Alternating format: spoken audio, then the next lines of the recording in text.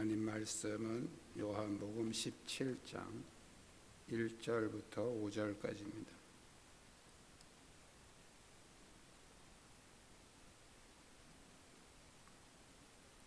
요한복음 17장 1절부터 5절까지 한 절씩 교독하겠습니다. 예수께서 이 말씀을 하시고 눈을 들어 하늘을 우러러 이르시되 아버지여 때가 이르렀사오니 아들을 영화롭게 하사 아들로 아버지를 영화롭게 하게 하옵소서. 아버지께서 아들에게 주신 모든 사람에게 영생을 주게 하시려고 만민을 다스리는 권세를 아들에게 주셨음이로소이다. 영생은 곧 유일하신 참 하나님과 그가 보내신 자 예수 그리스도를 아는 것이니이다. 아버지께서 내게 하라고 주신 일을 내가 이루어 아버지를 이 세상에서 영화롭게 하였사오니 아버지여 창세전에 내가 아버지와 함께 가졌던 영화로서 지금도 아버지와 함께 나를 영화롭게 하옵소서. 아멘.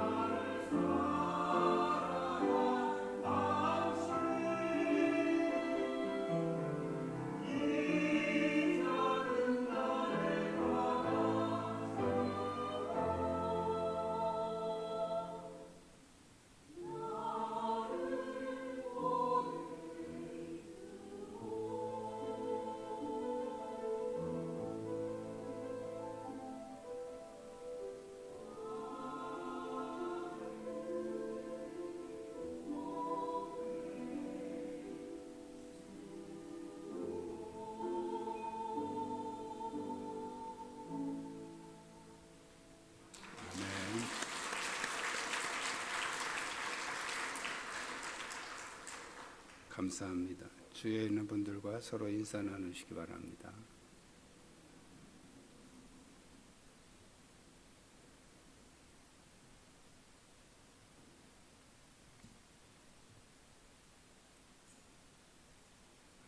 요한복음 17장은 예수님이 겟세마네 동산에서 마지막으로 기도하신 중보기도 내용입니다. 본장에서 주님은 자신의 사역을 위해서, 그 다음에 제자들을 위해서, 그리고 세상의 모든 교회들을 위해서 중보하며 기도를 하셨습니다. 오늘 본문에서 주님은 자신을 위한 기도를 하셨지만 결론은 아버지를 영화롭게 해달라, 그렇게 간구를 하고 계십니다. 주님은 이 기도를 통해서 우리가 어떻게 하면 하나님을 영화롭게 하는 것인지, 그리고 우리가 어떻게 기도할 것인지를 우리에게 보여주고 있습니다. 오늘 본문을 통해서 우리가 하나님을 영화롭게 하는 세 가지 주님의 모습을 통해서 배울 수 있기를 원합니다.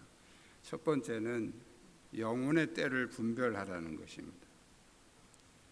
이 영혼의 때는 하나님의 시간을 말합니다. 하나님의 시간. 주님은 이 영혼의 때를 매우 소중하게 생각을 하셨고 항상 그것을 의식하면서 사셨습니다. 요한복음 2장 4절에 보면 어머니 마리아가 예수님에게 와서 가나 혼인집에서 포도주가 없다, 그렇게 말을 합니다. 그때 예수님의 대답은 내 때가 아직 이르지 못하였다, 이렇게 대답을 하십니다. 요한복음 7장 8절에서는 형제들이 예수님에게 예루살렘에 가서 자기 자신을 나타내라, 이렇게 이제 얘기를 합니다. 그때도 예수님은 똑같은 얘기를 합니다. 내 때가 아직 이르지 아니하였다. 내 때가 아직 차지 아니하였다. 요한복음 7장 30절, 8장 20절에서는 격렬한 논쟁을 하다가 이제 이 유대인들이 흥분해서 예수를 잡으려고 그러는데 예수님이 그곳에서 도피를 하십니다. 그 이유를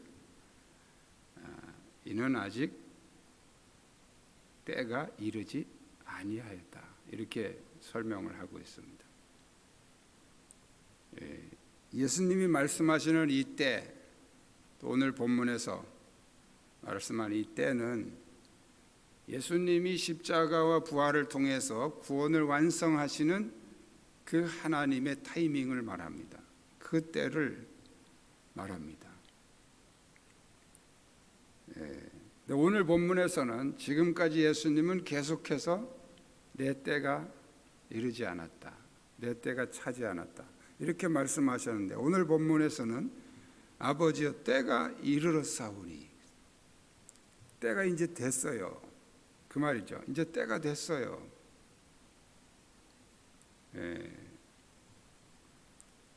오늘 2절에 보면 아버지께서 아들에게 주신 모든 사람에게 영생을 주게 하시려고 만민을 다스리는 권세를 아들에게 주셨음이로다, 로소이다.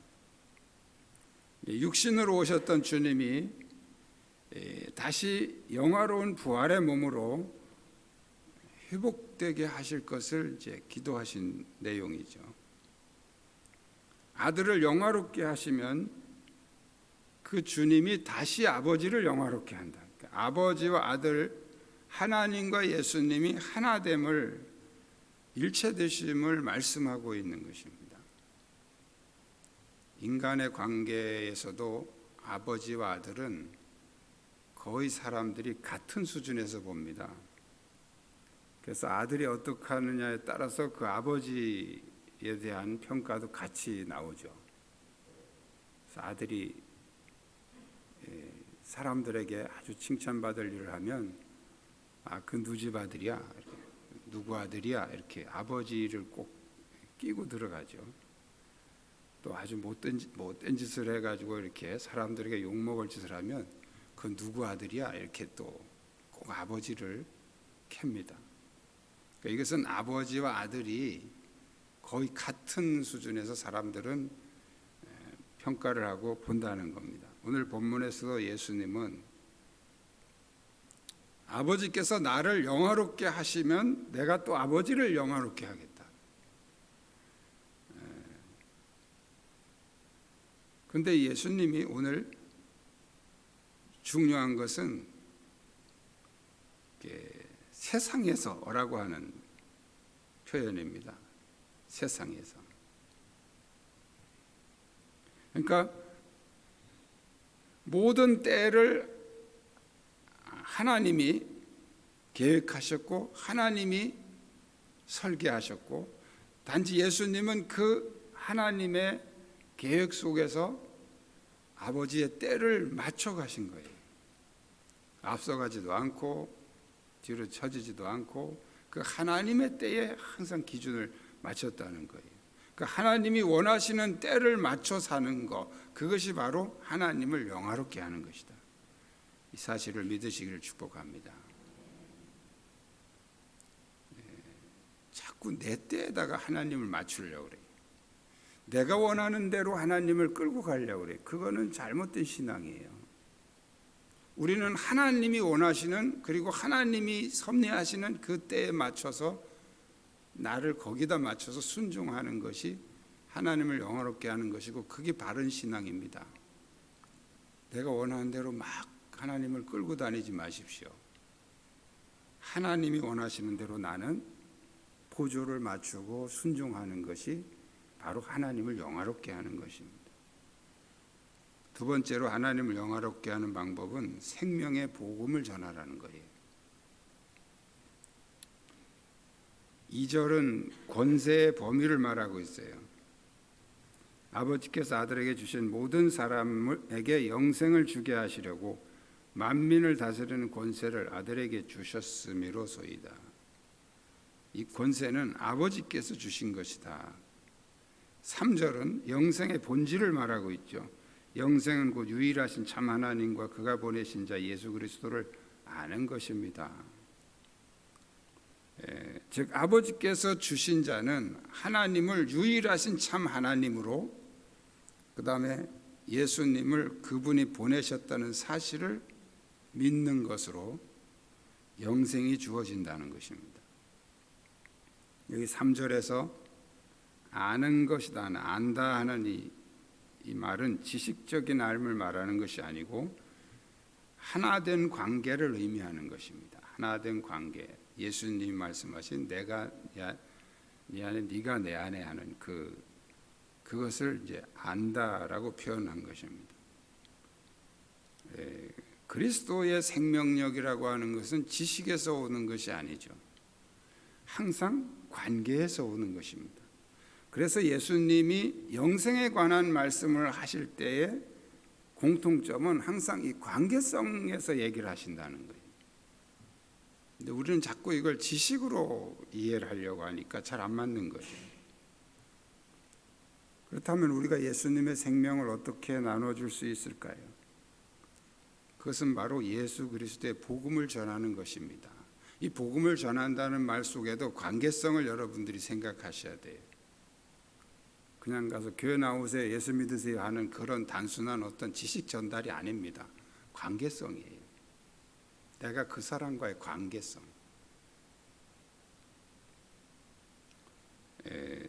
그래서 복음이 그 사람이 복음을 받아들이게 되면 그 복음을 통해서 예수 그리스도에 대한 믿음이 들어가게 되고 그 예수님의 생명이 그 속으로 들어가게 되는 것이죠.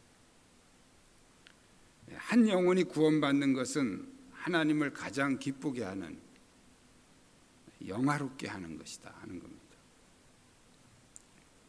누가복음 17장, 15장에 보면 세 가지 비유가 나옵니다. 100마리 중에 한 마리를 잃어버렸다가 찾은 양의 비유, 한 마리를 찾은 양의 비유. 그 다음에 10드라크마 중에서 하나를 잃어버렸다가 찾은 드라크마의 비유가 있고요.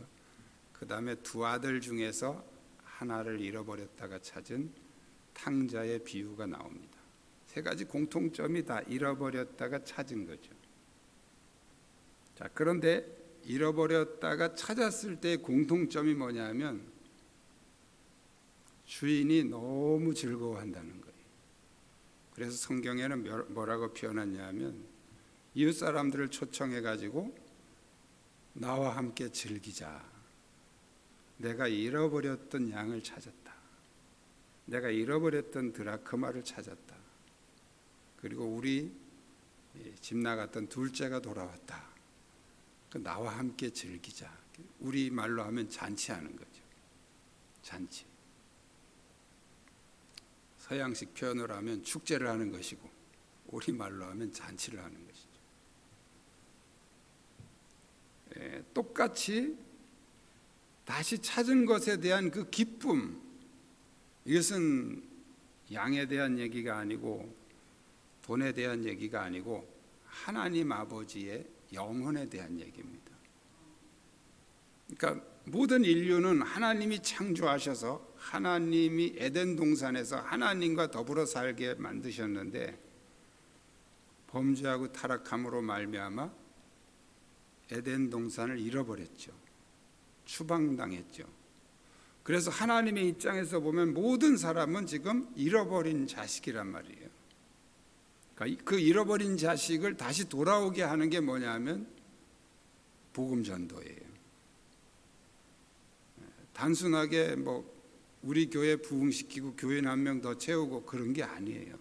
하나님의 잃어버린 자식을 다시 회복시킨다는 거예요. 하나님과 관계를 회복시킨다는 거예요.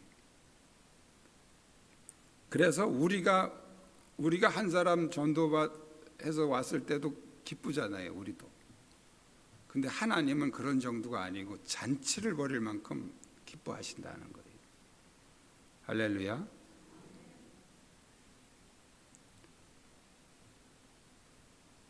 그것을 위해서 주님이 십자가에서 죽으셨고 자기 생명을 사람들에게 주신 거예요. 그건 주님이 십자가에서 자기 생명을 주신 것입니다. 그래서 그 사람들이 다시 예수님의 십자가를 통해서 영생을 얻게 되는 것이 바로 그것이 하나님을 영화롭게 하는 것이다. 그럼 오늘 우리의 입장에서는 우리가 다른 사람들을 하나님을 믿도록 영생을 얻게 하면 그것이 하나님을 가장 영화롭게 하는 것이다. 그것을 위해서 예수님이 자기 생명을 주신 것처럼 우리는 무언가 그 다른 사람을 위해서 무언가를 베풀어야 된다는 거예요. 좀 전에도 말씀드렸지만 관계성이에요. 관계성. 전도는 관계성에 의해서 이루어지는 것입니다. 그 사람과의 관계. 그래서 믿지 않는 사람들을 정말 잘 대해주고 잘 섬겨주고 잘 베풀어줘야 됩니다. 좋은 관계를 가져야 그 사람들이 감동받고 예수 믿을 기회가 주어지는 것이죠. 맨 안 좋은 모습만 보여주고 만나면 교회 형이나 보고 목사 형이나 보고 그러고서 교회 나오세요. 예수 믿으세요. 누가 믿겠어요? 너나 잘 믿어라 그러죠. 그러니까 우리는 예수님이 자기 목숨을 들이신 거잖아요. 이건 지식이 아니고 관계란 말이죠. 우리를 위해서 이렇게 희생을 하신 거죠. 우리가 믿지 않는 영혼을 위해서 우리 목숨을 줄 수는 없지만 그래도 뭔가 우리는 그들을 위해서 내 것을 희생하고 포기하고 베풀어야 되고 섬겨야 되는 그런 사명이 우리에게 있는 것입니다. 그래야 그 생명이 전달되는 것이죠. 복음 전도를 통해서 예수님의 생명을 나눠주는 성도가 되시기를 축복합니다. 세 번째로 하나님을 영화롭게 하는 것은 주신 사명을 완수하라는 거예요. 아버지께서 내게 하라고 주신 일을 내가 이루어 아버지를 이 세상에서 영화롭게 하였사오니. 아버지께서 내게 하라고 주신 일, 이게 뭐냐면 조금 고급스러운 용어로 사명입니다. 사명. 소명은 나를 부르셨다는 뜻이고 사명은 나에게 일을 맡기셨다는 뜻입니다.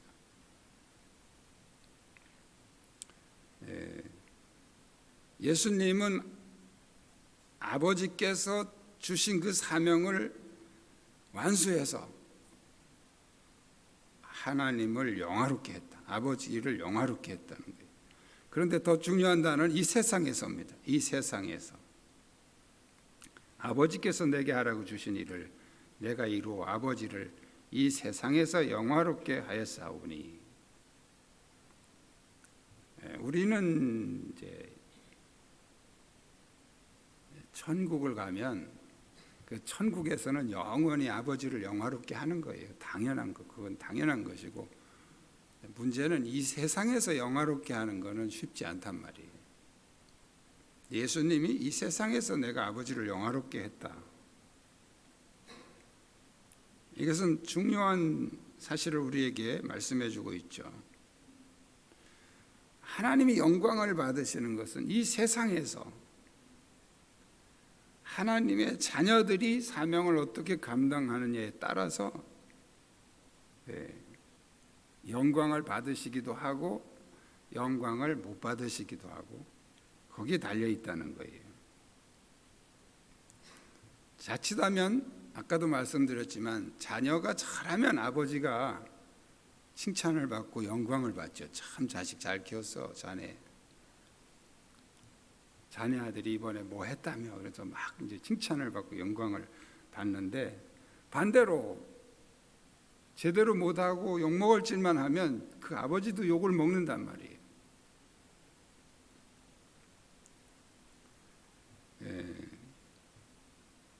그래서 착한 일을 하거나 나쁜 일을 하거나 항상 그 아버지가 거기 같이 껴들어간단 말이죠.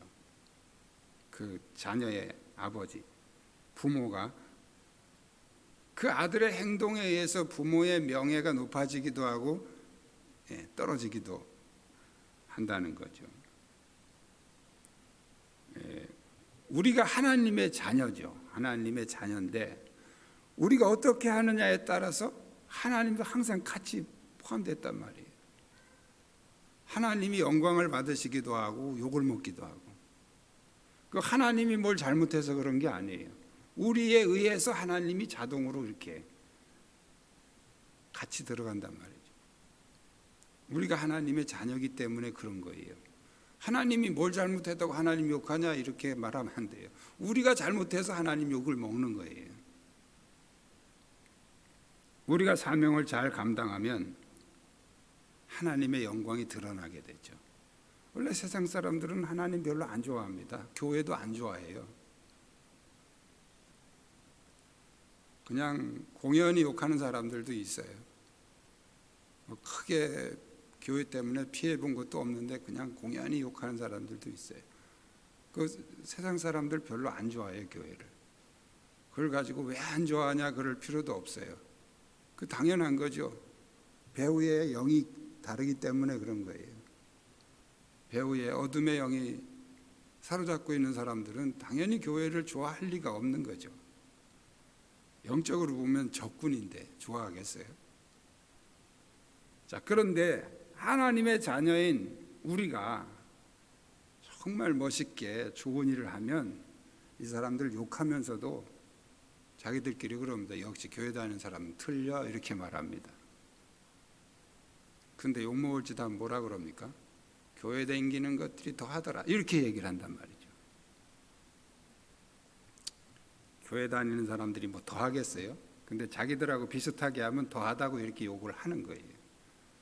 그러니까 누가 욕을 먹냐면 우리 때문에 아버지가 욕을 먹고 우리 때문에 아버지가 영광을 받으신다는 거예요. 그래서 우리가 믿는 순간, 하나님의 자녀가 된 순간부터 우리가 뭔 일을 하느냐 안 하느냐 이런 게 아니고 그 자체로 우리는 하나님의 자녀라고 하는 하나님의 영광을 돌려야 된다고 하는 사명이 우리에게 주어진 것입니다. 그 사명은 결코 작은 것이 아니죠. 우리는 자꾸 어떤 일 중심으로 사람을 평가를 하려고 그래요. 그래서 이제 이렇게 목회자를 둔 자녀들을 위해서 부모님들이 기도할 때도 보면 큰 종이 되게 해달라고 그런 기도를 많이 해요. 저희 부모님도 저를 큰 종이 되게 해달라고 기도합니다. 난 그 큰 종이 뭔 뜻인지를 모르겠어요. 사람들 많이 나오는 교회에서 목회하면 큰 종이고 시골 조그만 교회에서 하면 작은 종이고 그런 건가요? 사람들은 그런 눈에 보이는 어떤 가시적인 걸 기준으로 해서 큰 교회 목사님한테는 아주 얼마나 겸손하게 그냥 목사님 시골 조그만 교회에 있는 목사님은 그냥 또 이렇게 무시하고 이게 대부분 사람들에게 있어요. 그러시면 안 됩니다. 하나님은 그런 거 안 보셔요. 숫자가 많으면 귀하고 작으면 천하고 그렇게 안 보신다. 하나님이 우리 각자에게 주신 사명은 큰 사명이 있고 작은 사명이 있는 게 아니에요. 그냥 재능에 따라서 그 사람의 달란트만큼 주시는 거예요. 마태복음 25장에서 1달란트, 2달란트, 5달란트 이렇게 차별을 둬서 주시잖아요. 그럼 하나님은 1달란트 받은 사람은 별스럽지 않게 생각하고 5달란트 받은 사람은 막 귀하게 생각하고 그런 게 아니에요.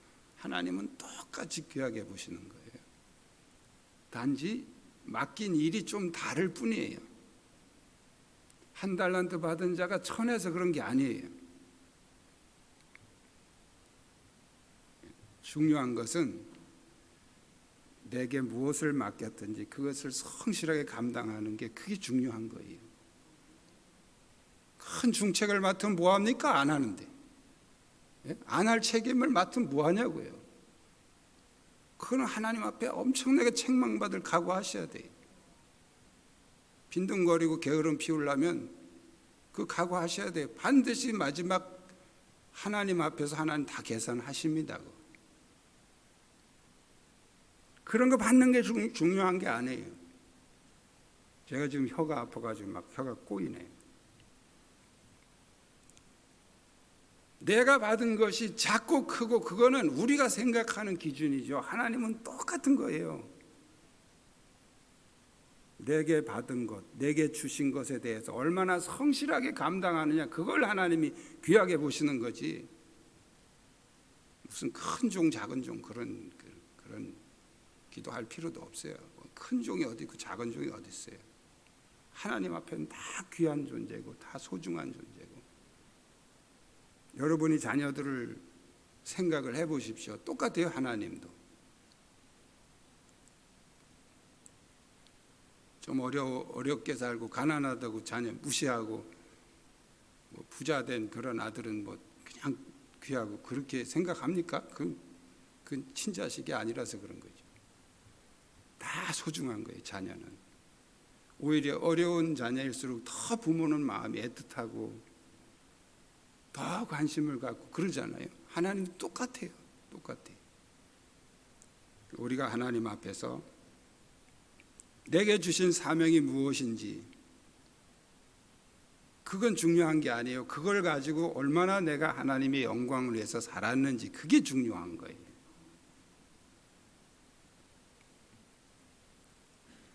우리가 받은 사명은 결코 작은 것이 아닙니다. 은사도 어떤 사람은 뭐 싸구려 은사, 뭐 또 좋은 은사 막 이렇게 얘기하는 사람들이 있어요. 뭐 병 고치는 은사, 또 능력 행하는 은사 그런 건 좋은 은사고, 또 뭐 방언의 은사 이런 거는 그냥 싸구려 은사다 이렇게 말하는 사람도 있어요. 그거는 정말 오해하고 있는 거예요. 선물이라고 하는 것은 은사라는 말이 선물이라는 뜻이거든요. 선물은요 비싸고 싸고 그거는 둘째예요. 누가 줬느냐가 제일 중요한 거예요. 누가 줬느냐. 동네에서 맨 그냥 욕먹는 사람이 나한테 냉장고 하나 줬다고 생각이 없어요. 그거 어디 가서 자랑하겠어요? 저 사람이 냉장고 줬다고 자랑하겠어요? 못해요. 창피해서. 근데 정말 존귀한 사람이 나에게 볼펜 한 자를 줬다 그러면 그 자랑합니다. 나 이거 누구한테 받은 거라고. 그러니까 이게 누가 줬느냐가 중요한 거예요. 우리가 받은 은사나 사명은 하나님께서 주셨기 때문에 중요한 거예요. 뭐 크고 작고 많고 적고 이런 걸 따지면 안 된단 말이에요. 하나님이 주셨기 때문에 소중한 것이고, 그래서 우리는 그것이 작더라도 최선을 다해서 성실하게 감당하는 게 중요한 거지. 그래서 직분만 잔뜩 받아놓고서 아무것도 하지 않고 가만히 있으면 그건 나중에 가서 다 책망받고 징계받을 일입니다. 직무유기.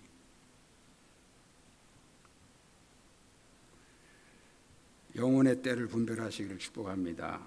생명의 복음을 전하시기를 축복합니다. 주신 사명을 성실하게 감당하시기를 축복합니다. 그렇게 할 때 하나님께서 영광을 받으시고 우리가 하나님을 영화롭게 하는, 주님이 우리에게 친히 가르쳐 주시고 보여주신 방법입니다. 이 믿음이 우리 모두에게 넘치시길 축복합니다. 기도하겠습니다. 오늘 주신 말씀